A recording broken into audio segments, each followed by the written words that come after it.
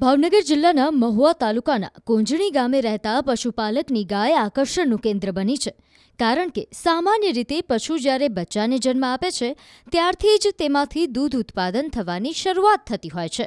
પરંતુ કોંજણી ગામે રહેતા પશુપાલક પાસે રહેલ ગીર ગાય હાલ વયાણ વગર જ દૂધ આપી રહી છે, જે આસપાસના વિસ્તારમાં ચર્ચાનો વિષય બની છે. અમારે આજથી 5 વર્ષ પહેલા જ તે એક મોરલ નામની ગીર ગાય હતી. તો એમની આ વાછડી છે, મોહન નામનો બુલ છે ને એમની ઓળખી છે. તો ત્યારે એનો જલમ થયો તો 12મા મહિનામાં, અને અમે બસ જલમ થયો ત્યારે જ એટલી વજનવાળી અમારા આંગણે જો પહેલી કોઈ ગીર ઓળખી જલમ લીધો ને તો સુરભી છે. એટલે અને પછી મને શોખ બહુ કે હું રાશિ જોઈને નામ પાડું એમ. તો મેં એની રાશિ જોઈ તો એની રાશિમાં રાજયોગ હતો અને સ અને અક્ષરમાં આવ્યો હતો. તો મેં એનું નામ સુરભી રાખી દીધું અમારા પરિવારને પૂછીને. અને સુરભી પહેલેલી વાલી, અને એની માનું નામ મોરલ છે. તો એની નામ ઉપરથી જ અમે અમારી ગૌશાળાનું નામ રાખેલું છે, મોરલ ગીર કાવ ફાર્મ. સુરભીને અમે બહુ પ્રેમથી મોટી કરી. 2 વર્ષની થઈને ત્યાં બધા 3 લાખ 2 લાખ માગવા મળ્યા. તો ત્યારે અમારી પરિસ્થિતિ એવી હતી કે ક્યાંક સુરભી દેવાઈ જાય તો હાથમાં વહી જાય તો એમ, કારણ કે બધી રીતે ગાયો રાખીએ એટલે એનું બધું રાખવું પડે, ઘાસ સારો. તો પછી મેં મારા નણંદને બહુ ગમતી, એ લોકોએ કીધું કે અમને આપો એમ. તો આમે આપણે બેન દીકરીને હરેક ઘરે એક ગાય રૂપી અથવા તો ભેં રૂપી આપણે ધામેણામાં દેતા હોય અથવા દાનમાં દેતા હોય. તો અમે કીધું કે આપણે એને દઈ દઈએ સુરભી ગાય, તો આપણને એ જીવનભર જોવાય મળશે અને આપણે જ્યારે જોતી છે અથવા જ્યારે આપણે એને લાવવી છે તો લાવી શકશું. સુરભી એટલી હૃદયથી પહેલેલી વાલી હતી, એટલે એમને આપી દીધી, દાન કરી દીધી. એટલે પછી લઈ ગયા અને ત્યાં રાખી. પછી એને કીધું કે આ ગાભણ નથી થતી, મોટી થઈ ગઈ. પણ તો અમે કઈ અહીં લઈ આવી, આપણી બધી ગાયો હારે રહે તો કદાચ ગાભણ થઈ જાય. પરંતુ અહીં ડોક્ટરને પૂછાયું તો એમણે એમ કીધું કે હજી કઈ ચાન્સ નથી એમ ગાભણ થવાના. ત્યાં અચાનક સુરભીને આવું ઉતાર્યું તો ડોક્ટરને ફરી ફોન કર્યો કે આને કેમ આવું કર્યું એમ. તો એ કે ઘણી વાર હોઈ શકે કે આપણને વયાણા વગર ગાય દૂધ આપે એમ. તમે એકવાર ટ્રાય મારો, દોઈ તો દો એમ કે દૂધ આવે કે નહીં. તો પહેલી જ વાર અમે જયારે એના આંચળમાં દૂધ દોયું તો દૂધ આવેલું. એ કે પછી પહેલા અમારે પડી જ દૂધ દોયું હતું, અત્યારે અમે ધીમે ધીમે કરતા એને લીટર જેટલું દૂધ દોવાનું શરૂ કરી દીધું છે 2 ટાઈમ. સુરભી નામની આ ગાયમાં નવાઈની બાબત એ છે કે તેના જન્મ સમયે જ રાજયોગ બની રહ્યો હતો અને રાશિ મુજબ જ તેનું નામ પાડવામાં આવ્યું છે. તો તેની નાનપણથી જ એવી સાર સંભાળ રાખવામાં આવતી કે જાણે કોઈ નાના બાળકનો ઉછેર કરવામાં આવી રહ્યો હોય.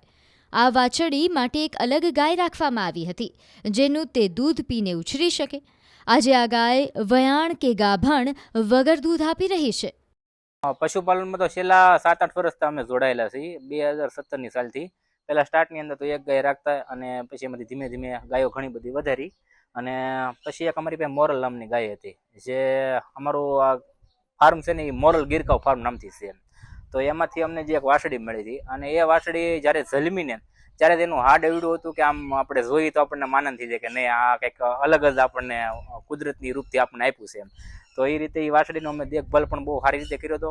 મોટી થઈ ત્યાં સુધી દૂધ પણ એને 2 ગાયોનું દૂધ પાયું હતું. પહેલાં એક ગાયનું દૂધ પાતા તો એનું દૂધ પૂરું ન પડતું, પછી બીજી ગાયનું દૂધ એને શરૂ કર્યું હતું.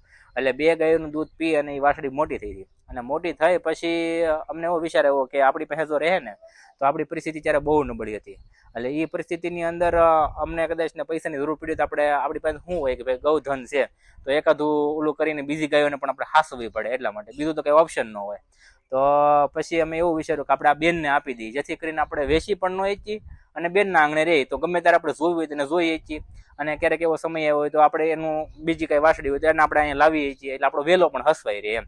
એટલે એના કારણે થઈને મેં મારી બેનને આપી દીધી હતી, જે વિઝપડી ગામ છે ત્યાં. તો પછી એને પણ બહુ એને હાંસવી, અને બહુ એને હાંસવામાં તો કોઈ કમી જ નથી રાખી. એની સવારમાં પૂજા પણ કરતા, જે મારા પટેલ છે ને એ ત્યારે એ લીટર દૂધે આવી ગઈ છે, અને હજી પણ વધતી જાય છે દૂધે, કારણ કે ખોરાક બધો જે ખાંડ ને દાણ ને બધું ખાય છે ને એનાથી. તો એ અત્યારે અમને વિયાણા વગર દૂધ આપે છે, એટલે અમે ખુશ છીએ કે ભાઈ આપણને વિયાણા વગર દૂધ આપે. ગાય વર્ગના પશુઓમાં ઘણીવાર વિયાણ ના થયું હોય કે પશુએ ગર્ભ ધારણ ના કર્યો હોય, એમ છતાં જો દૂધ આપતી હોય તો એના પાછળ અંતઃસ્ત્રાવો જવાબદાર છે. અંતઃસ્ત્રાવોમાં થતું ઇમ્બેલેન્સ એની પાછળ જવાબદાર. જેમ કે માથાના પાછળના ભાગમાં એક ગ્રંથિ રહેલી હોય, પોસ્ટેરિયર પિટ્યુટરી ગ્રંથિ, એમાંથી ઓક્સિટોસિન અંતઃસ્ત્રાવ ઉત્પન્ન થાય અને એ આવના વિકાસ અને આંચળના વિકાસ માટે જવાબદાર છે. એના લીધે ઘણીવાર દૂધ ઉત્પાદન આવમાં થતું હોય છે. તો ગાભણ ના હોય એવા પશુઓની અંદર પણ દૂધ ઉત્પાદન થવું એ અંતઃસ્ત્રાવોની અંદર થતા ફેરફારના આધારે થાય.